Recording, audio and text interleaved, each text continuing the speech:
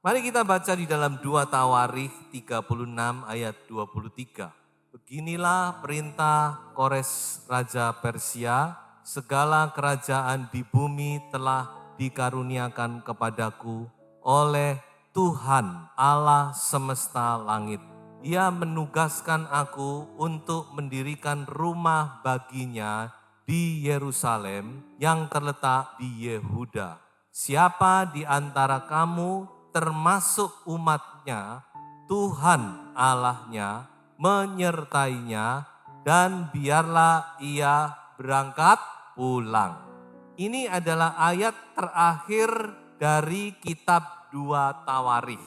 Berarti 2 Tawarikh itu ditutup dengan kata pulang. Dan 2 Tawarikh itu kalau di dalam Alkitab versi bahasa Ibrani itu adalah kitab terakhir di Perjanjian Lama. Jadi kalau begitu maka kata pulang ini menutup Perjanjian Lama kalau versi Alkitab bahasa Ibrani. Berbicara tentang kata pulang ini adalah kata yang paling melegakan. Amin. Semua orang senang mendengar kata pulang. Yang namanya pulang itu lega, betul saudara? Dan kata pulang itu mengapa menyenangkan? Karena kata pulang itu identik dengan kata rumah, nyatu. Ya, pepatah bilang east or west, home is the best. Baik kita ke timur, ke kanan, ke utara, ke selatan, tempat yang terindah itu adalah rumah. Makanya kata pulang itu selalu menyenangkan. Orang dimanapun berada, dia selalu pulang kampung. Kalau orang Chinese ada istilah Wen Yang Jia. Bangsa Indonesia, bangsa kita juga toh pulang kampung. Kalau sudah lebaran pulang kampung. Mesti pulang pokoknya orang. Rumah itu nggak bisa dilupakan. Nah, saudara-saudara, saya mau berbicara tentang 3 rumah. Sebelum saya bicara tentang itu, kita harus tahu rumah, kenapa kok rumah itu menyenangkan? Coba saudara perhatikan. Pertama, rumah itu adalah tempat kita bertumbuh. Mengapa rumah itu selalu kita ingat, nostalgia, ya walaupun mungkin sudah pindah, mesti ingat. Karena rumah itulah tempat kita bertumbuh. Kedua, rumah itu adalah tempat di mana kita bertemu dengan orang-orang yang kita kasihi. Betul? Di rumah itu kita ketemu dengan papa, mama, dengan saudara, dengan suami, dengan istri, dengan anak-anak. Jadi rumah itu adalah tempat kita berbagi kasih satu dengan yang lain. Ketiga, mengapa rumah itu begitu menyenangkan? Karena di rumah itu adalah tempat di mana kita merasa memiliki dan kita merasa dimiliki. Kita pulang itu senang, kenapa? Karena kita adalah bagian dari situ. Kita yang memiliki rumah itu. Dan kita juga adalah bagian dalam rumah itu. Jadi kita merasa menyatu dengan rumah. Nah, manusia sangat butuh perasaan ini. Berikutnya. Nah ini saudara. Rumah itu adalah tempat di mana kita diterima apa adanya. Tuh, di rumah itu kita tidak perlu pakai topeng. Kalau kita keluar, kita pasti pakai topeng. Sedikit banyak kita penampilan baik. Bagaimana kita memberi kesan yang baik kepada orang. Lalu sudah di rumah, nggak perlu jaga image. Karena kita yakin di situ kita diterima apa adanya. Betul ya? Rumah itu pasti menerima kita. Apa adanya, kita tidak perlu sembunyi. Dan yang kelima, rumah itu adalah tempat kita berlindung atau mendapat perlindungan. Hujan, kita masuk ke rumah, kita aman. Angin ribut, kita berlindung dalam rumah. Di rumah itu memberi rasa aman, memberi perlindungan, menyambut kita, memeluk kita, memberi kehangatan di dalam hati kita. Membuat kita tenang di situ. Nah inilah fungsi rumah. Makanya rumah itu sangat dibutuhkan. Saya mau bicara tentang 3 rumah. Orang percaya itu minimal punya 3 rumah. Di mana kita bisa pulang. Yang pertama adalah rumah tangga. Kita semua membutuhkan sebuah rumah tangga. Kasihan ya kalau orang tidak punya rumah tangga. Ini adalah kebutuhan dari setiap orang. Sebuah rumah tangga, home. Rumah tangga yang bisa memberikan 5 fungsi tadi itu. Tempat bertumbuh, tempat berbagi kasih, tempat kita merasa memiliki dimiliki, tempat di mana kita diterima, tempat kita berlindung. Ini fungsi sebuah rumah. Tapi ada berapa banyak rumah tangga yang tidak bisa memberikan 5 fungsi ini. Dan kalau tidak bisa, betapa kasihannya anak itu. Berapa banyak anak yang ketika mendengar kata pulang, udah keringat dingin dia. Bukan lega, tapi keringat dingin. Udah mual duluan.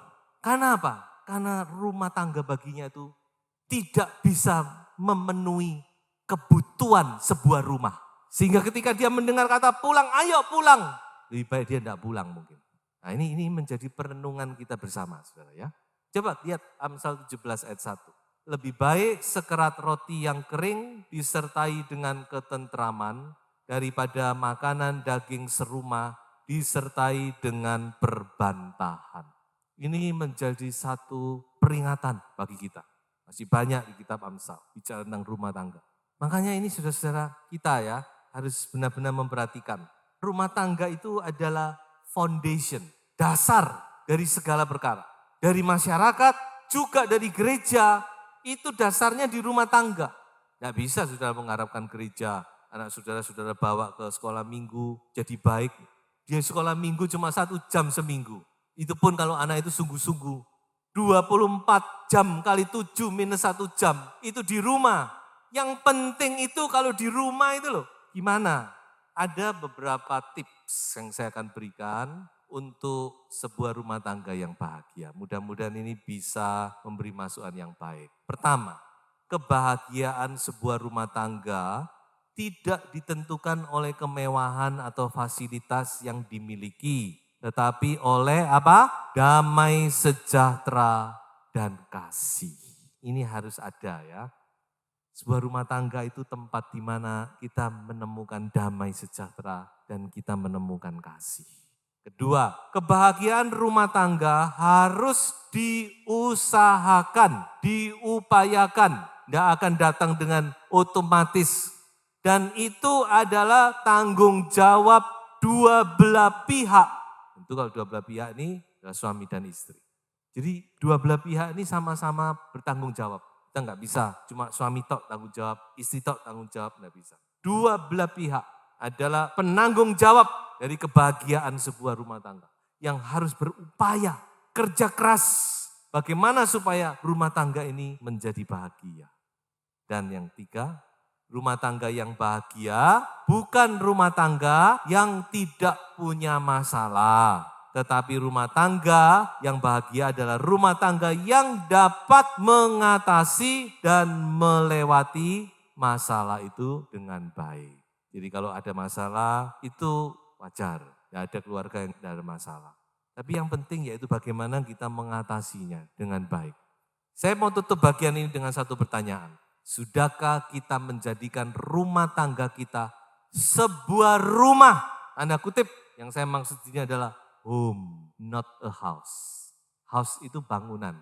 Rumah kita bisa berfungsi cuma sebagai house. Cuma tempat kita datang, tidur, makan, tapi tidak menjadi home. Tidak memberikan sesuatu fungsi yang baik dari rumah. Ayo, ini tanggung jawab kita. Supaya ketika anak-anak mendengar kata pulang, aduh senangnya luar biasa mereka. Rasanya beban itu terlepas. Kita juga ketika kita pulang itu rasanya waduh senang, nyaman. Nah ini rumah pertama. Rumah yang kedua adalah gereja. Ini adalah rumah kita yang kedua. Jadi secara jasmani kita perlu sebuah rumah, secara rohani kita juga butuh sebuah rumah rohani yang bisa memenuhi 5 fungsi tadi. Kalau rumah secara jasmani memberi fungsi ini, terlebih rumah secara rohani. Gereja harus bisa memenuhi, karena gereja itu rumah rohani. Gereja itu adalah tempat kita bertumbuh secara rohani, tempat kita bisa berbagi kasih ya satu dengan yang lain. Gereja itu adalah tempat di mana kita merasa memiliki dan kita merasa dimiliki. Nah, itu harus ditumbuhkan. Rasanya kalau nggak ada Anda kurang gitu ya. Gereja adalah tempat di mana kita bisa diterima apa adanya. Perhatikan ini, masuk gereja itu rasanya lega. Kita tidak takut. Masih banyak orang yang tidak mau masuk gereja. Karena apa? Takut digosip. Nah ini kita harus belajar. Gereja itu harus bisa kita diterima. Kita merasa diterima. Dengan segala keadaan kita. Kita diterima. Bukan disoroti, dijadikan bahan gosip. Dan gereja itu tempat kita berlindung dari angin ribut badai kehidupan. Dan kita masuk ke dalam rumah Tuhan. kita merasa nyaman, aman, tentrem. Kita sekarang melihat lebih jauh. Satu ayat bagi saudara. Mari kita baca Markus 11 ayat 17. Lalu ia mengajar mereka, katanya, bukankah ada tertulis, rumahku akan disebut rumah doa bagi segala bangsa, tetapi kamu ini telah menjadikannya sarang penyamun. Latar belakang cerita ini tidak usah saya sebutkan, saudara pasti sudah tahu. Yang saya mau tekankan di sini, perhatikan gereja itu ada dua rumah diistilahkan oleh Tuhan Yesus. Pertama, Tuhan Yesus menyebut gereja itu apa? Rumahku. Jadi gereja itu rumahnya Tuhan, bukan rumahnya siapa-siapa. Juga rumah kita, gereja itu rumah kita. Tapi gereja juga rumah Tuhan. Tuhan Yesus berkata, rumahku. Jadi kita harus tanamkan gereja ini rumahnya Tuhan. Tuhan mau datang, mau tinggal. Dia juga mau senang bercengkerama dengan kita di tempat ini. Bergaul dengan kita. Dan sebutan kedua di dalam ayat ini dikatakan apa? Rumah doa bagi segala bangsa. Saya garis bawahi kata segala. Tuhan sendiri berkata rumah doa segala bangsa. Di zaman itu Tuhan sudah memberitahu sebenarnya bahwa kekristenan itu untuk segala bangsa. Tapi mereka kayaknya nggak dengar gitu ya. Sehingga sampai zaman Kisah Para Rasul mereka masih sulit mengubah konsep bahwa agama Kristen itu untuk orang kafir. Itu pergumulan di zaman gereja mula-mula bukan kalau saudara membaca Kisah Para Rasul. Tuhan Yesus berkata apa? Rumahku ini adalah rumah doa segala bangsa. Apa artinya rumah doa segala bangsa? Gereja itu bisa mengakomodir semua orang. Coba saudara perhatikan. Gereja itu bisa merangkul semua orang.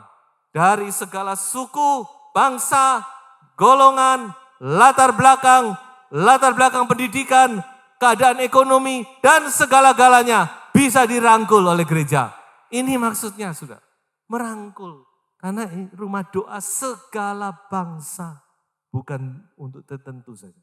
Jadi kalau saya mau ibaratkan, gereja itu ibaratnya rumah sakit. Semua orang yang sakit bisa datang, berobat. Saudara pernah ditolak rumah sakit? Makanya Tuhan Yesus mengumpamakan apa? Kita ini kayak orang yang sakit. Orang yang sakit yang perlu dokter. Kalau tidak sakit, tidak usah cari dokter dan tidak perlu dokter. Jadi gereja ini kayak rumah sakit. Semua orang sakit, ayo datang sini untuk menerima kesembuhan dan pemulihan dari Tuhan. Haleluya. Dan saya mau, karena saya tahu saya kurang sehat. Mudah-mudahan di sini tidak ada seorang pun yang merasa udah sehat rohani ya. Kalau sehat jasmani, semua harus sehat jasmani. Mudah-mudahan kita sadar bahwa kita ini sakit secara rohani. Kita datang mencari Tuhan karena kita butuh pertolongan Tuhan. Kita tahu kita tidak bisa hidup tanpa Tuhan. Kita tahu ada sesuatu yang harus dibereskan dalam hidup kita. Something wrong yang mungkin kita sendiri tidak sadar. Tapi kita tahu Tuhan, aku tahu aku ini masih belum beres. Aku perlu Tuhan. Aku perlu saudara-saudara seiman. Nah ini gereja. Rumah doa apa? Segala bangsa. Saya mohon kita camkan ini, supaya kita lebih lagi luas, hati kita lebih luas. Kita bisa merangkul semua orang. Makanya kita harus punya hati itu terbuka. Saudara perhatikan kataan Tuhan Yesus ini, rumah doa segala bangsa. Tuhan Yesus gak pernah menolak siapapun yang datang kepadanya. Dan yang kemudian, tanggung jawab kita bersama untuk membuat setiap orang feel at home. Merasa di rumah sendiri.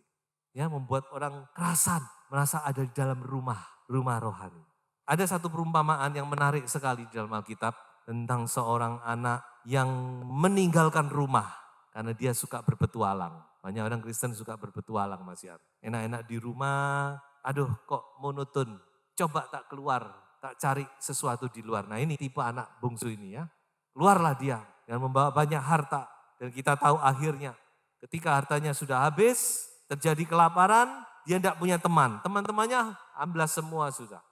Ada arak, ada anggur, ada daging, itu teman. Kalau sudah nggak ada, bukan teman. Nah ini teman-temannya anak bungsu itu gitu. Jadi ketika dia sudah jatuh miskin, semua meninggalkan dia. Sampai akhirnya dia terpuruk, sangat terpuruk. dalam keadaan sangat terpuruk itu dia baru ingat kepada rumah. Dia lihat dirinya kayak gini aku, makan aja aku harus rebutan sama babi, nelongso saudara. Dia baru teringat, ya kadang-kadang memang Tuhan pakai masalah persoalan penderitaan ini untuk mengingatkan kita kembali kepada rumah Bapa. Aku punya Bapak di rumah.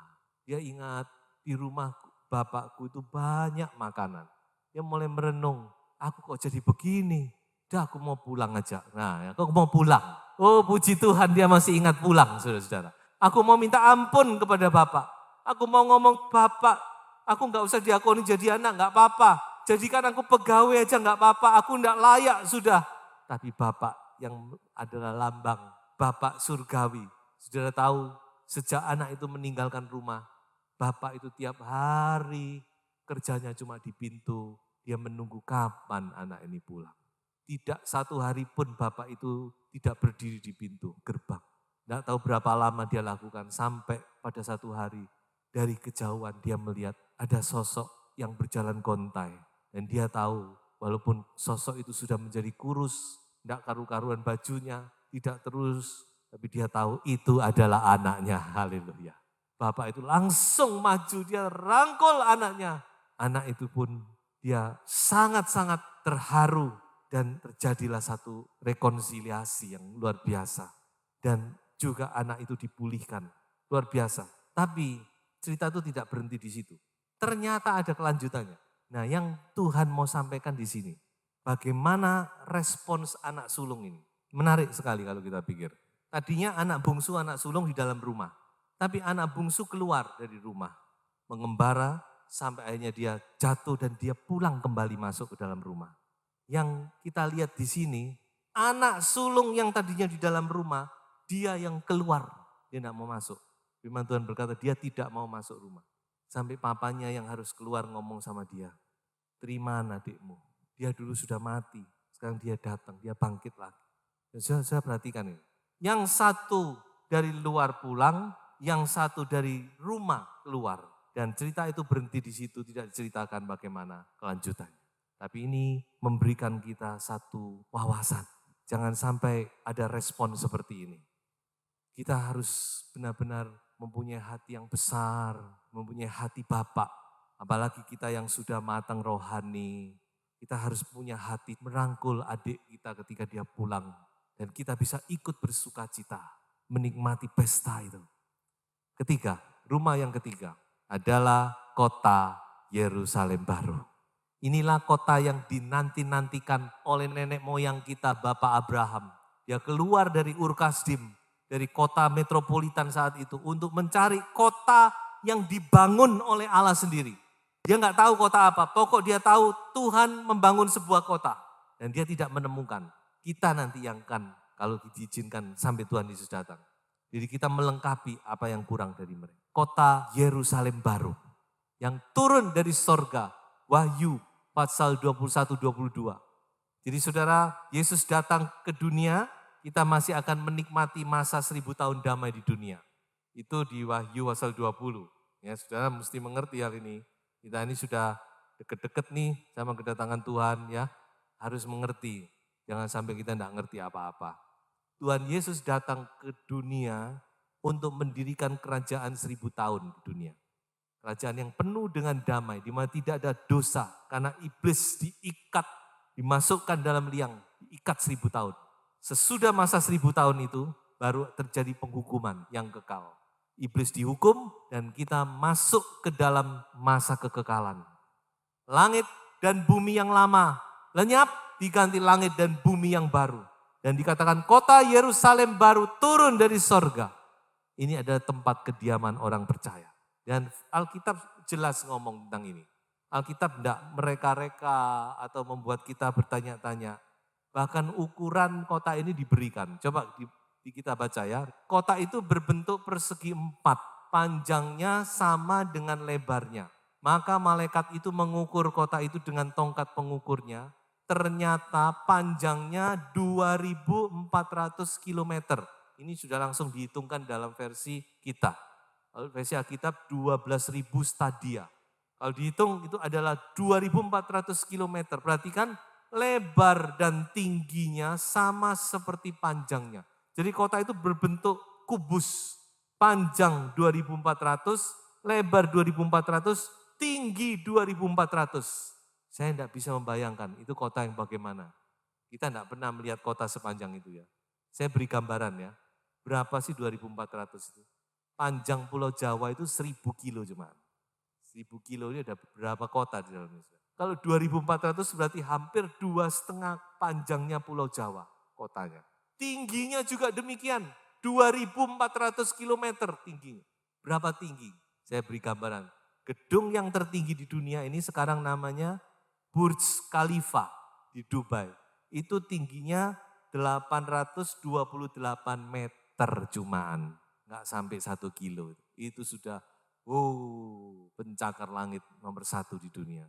Tapi kota yang dibangun oleh Allah itu tingginya 2.400 kilometer. Wah, luar biasa ini saudara. Siapa yang mau masuk sana? Haleluya. Itu nanti adalah tempat kita. Makanya kita ini orang percaya enggak harus susah dunia. Saya ingat lagu lama. Rumahku ada di dalam surga, di tempat suci dan mulia. Kalau hatiku sedih dan susah, ku ingat rumahku di surga. Jadi kalau saudara sedih dan susah, ingat kita masih punya luar biasa di sana, di surga sana. Gak usah ke sana 1.000 tahun damai aja sudah luar biasa. Paulus sampai ngomong, aku mau di situ. Aku mau mendapat bagian dalam kebangkitan orang mati. Itu maksudnya 1.000 tahun damai.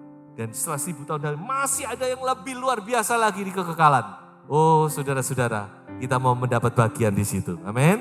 Tapi masih ada tugas. Sebab itu mari kita baca Filipi pasal 1 ayat 21. Karena bagiku hidup adalah Kristus dan mati adalah keuntungan. Ayat 22, tetapi jika aku harus hidup di dunia ini, itu berarti bagiku bekerja memberi buah. Jadi mana yang harus kupilih, aku tidak tahu. Tuhan memberkati.